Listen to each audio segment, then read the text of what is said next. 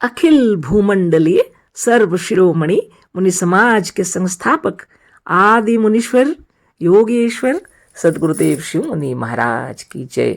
उपस्थित मुनि वृंद, साधु सज्जन वृंद, संत वृंद, साधक वृंद, आध्यात्म ज्ञान की जिज्ञासुओं और प्रेमियों, सभी श्रोता वृंद, आप सभी को मेरा कोटिशः नमन, सप्रेम जय जीव।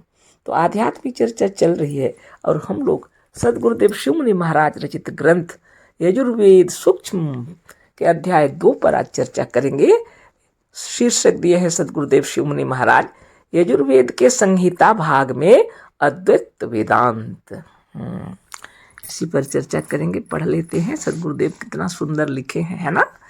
जो लोग वेदों से परिचित नहीं थे वे चाहे जो कहते हमें आश्चर्य न होता, पर भगवान शंकराचार्य आदि ने वेदों के संहिता भाग को क्यों नहीं देखा और केवल उपनिषदों का प्रमाण देकर और केवल उपनिषदों का भाष्य करके क्यों रह गए, जबकि वेदों के संहिता भाग में भी सैकड़ों और हजारों मंत्र अद्वैत वेदांत के पक्ष में भरे पड़े हैं।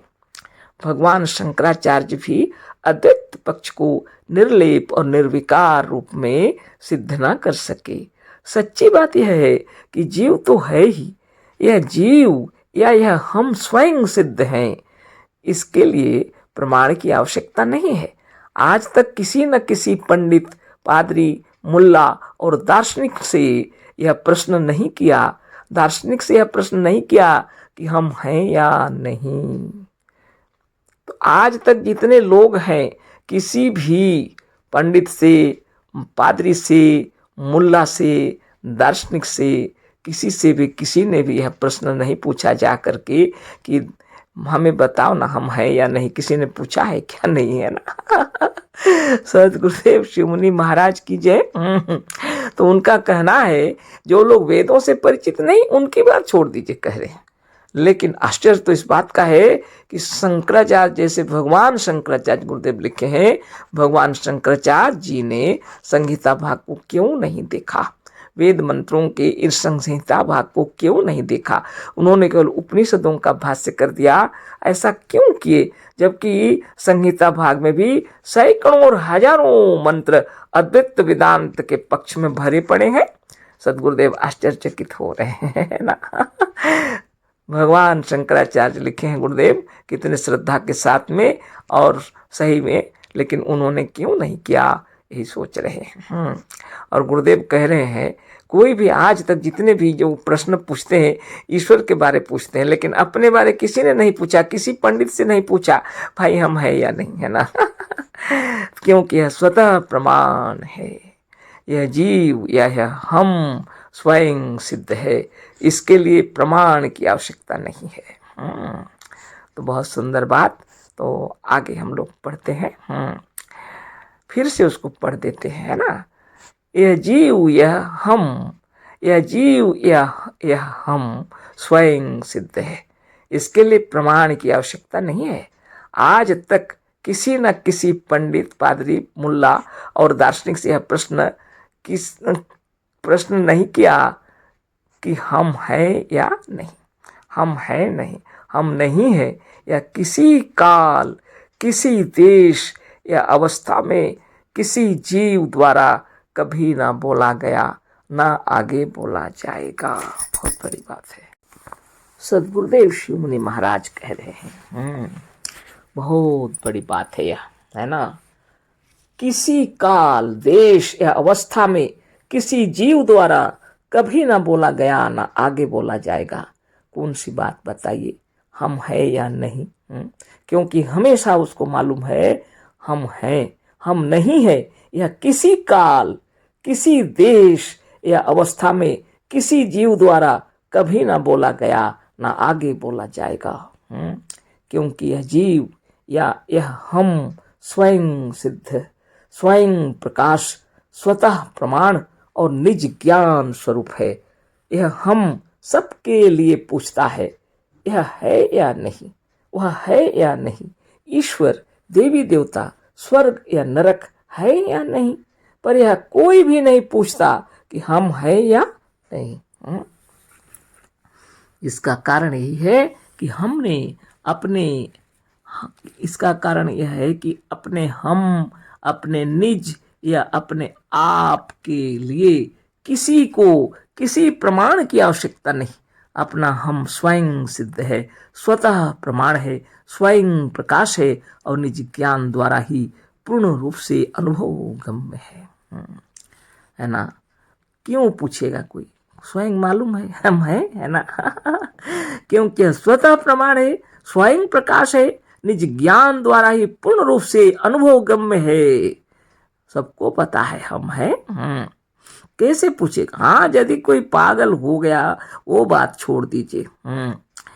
यदि यही नहीं है, यदि तुम ही नहीं हो, यदि तुम्हारा अपना आप ही नहीं है, यदि तुम ही असत्य हो, तो तुम्हारा सारा ज्ञान, गवाही, कथन, साक्षी, लेख और सिद्धांत नितांत व्यर्थ, असत्य और बेकार होने के कारण त्याज्य हैं। अतः यह जीव, यह अपना आप, अपनी आत्मा या अपना हम तो है ही, चाहे और कोई हो या नहीं।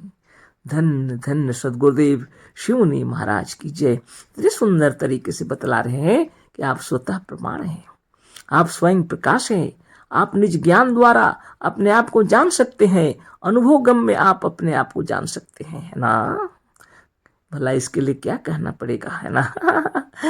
सदगुरुदेव कह रहे हैं यदि तुम ही असत्य हो, यदि तुम ही नहीं हो, यदि तुम्हारा अपना आप ही नहीं है, तो तुम्हारा सारा ज्ञान, गवाही, कथन, साक्षी, लेख और सिद्धांत नितांत व्यर्थ, असत्य और बेकार होने के कारण त्याज्य है। अतः यह जीव, यह अपना आप, अपनी आत्मा या अपना हम तो है ही, चाहे और कोई हो या नहीं। सोच लीजिए आप भी, है ना। सदगुरुदेव शिवमुनि महाराज की जय। स्वयं गुरुदेव कह रहे हैं, अब सोच लो, यदि भगवान भी है, ब्रह्म भी है, ईश्वर भी है, तो यह स्पष्ट है कि यह अद्वैतवाद नहीं है। तो अद्वैतवाद की बात हो रही। यजुर्वेद के संहिता भाग में अद्वैत वेदांत गुरुदेव इसको सिद्ध कर रहे हैं और कह रहे हैं कि भगवान शंकराचार्य भी केवल उपनिषदों का भाष्य कर दिए, और शंकराचार्य जी ने संहिता भाग को क्यों नहीं देखा, वेदों के इस भाग को क्यों नहीं देखा, है ना। जबकि अद्वैतवाद के माने अनेक प्रमाण इसमें दिए हुए हैं मंत्रों में, है ना। उसीलिए गुरुदेव बतला रहे हैं। अब सोच लो, यदि भगवान भी हैं, ब्रह्म भी है, ईश्वर भी है, तो यह स्पष्ट है कि यह अद्वैतवाद नहीं है। इतने सबको उपस्थित करेंगे तो अद्वैतवाद कैसे होगा? यदि हम और भगवान दोनों हैं तो यह साफ साफ द्वैतवाद है, अद्वैतवाद नहीं। सदगुरुदेव कह रहे हैं यदि हम हैं और भगवान है, यानी दोनों है, तो यह अद्वैतवाद कैसे हुआ? यह तो द्वैतवाद हुआ ना। हम तो हैं ही, यदि ब्रह्म, ईश्वर, पर ब्रह्म जो कुछ कह लो, यदि वह भी है, यदि हमारे साथ ही साथ ब्रह्म का भी अस्तित्व है, तो हम और वह दोनों हैं, एक नहीं। एक कैसे? वो तो दोनों हुए। तो ऐसी हालत में गुरुदेव कह रहे वह तो द्वैतवाद हुआ ना, अद्वैतवाद कैसे हुआ? आगे पढ़ते हैं। भगवान शंकराचार्य ने अद्वैत मानते हुए भी भगवान का अस्तित्व मानकर अद्वैतवाद को या अद्वैत ज्ञान को स्पष्ट नहीं किया। कारण क्या था? भगवान शंकराचार्य जी भगवान को भी मान रहे थे, है ना। स्वयं उनके नाम के आगे गुरुदेव भगवान शंकराचार्य लिखे हैं, वो खुद को भी नहीं समझ पाए थे क्या? सदगुरुदेव भगवान शंकराचार्य लिखे हैं, वो यदि थे खुद ही, तो फिर और एक ईश्वर की जो कल्पना किए हुए हैं वह तो दो हो गए ना। तो गुरुदेव का कहना है वह अद्वैतवाद नहीं हुआ, द्वैतवाद हो गया। उन्हीं के शब्दों में भगवान शंकराचार्य ने अद्वैत मानते हुए भी भगवान का अस्तित्व मानकर अद्वैतवाद को या अद्वैत ज्ञान को स्पष्ट नहीं किया।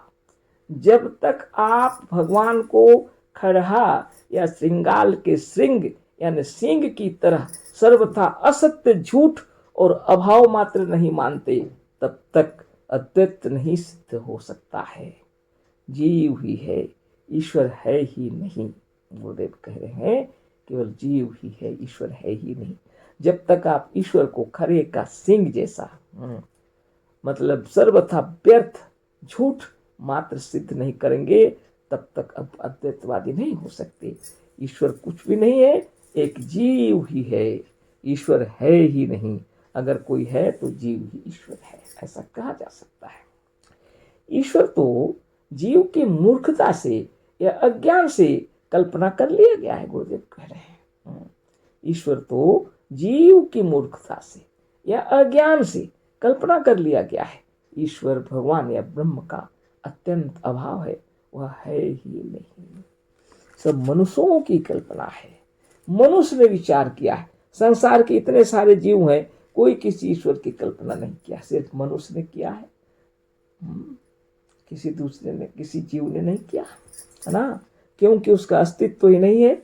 वास्तव में यह मनुष्य की कपोल कल्पित है और उस कपोल कल्पित ईश्वर के मानने के कारण भगवान शंकराचार्य जी भी अद्वैतवाद का प्रमाण सहित सिद्ध नहीं कर पाए। उपनिषदों को भाष्य किए चले गए और संहिता भाग को छुआ ही नहीं उन्होंने।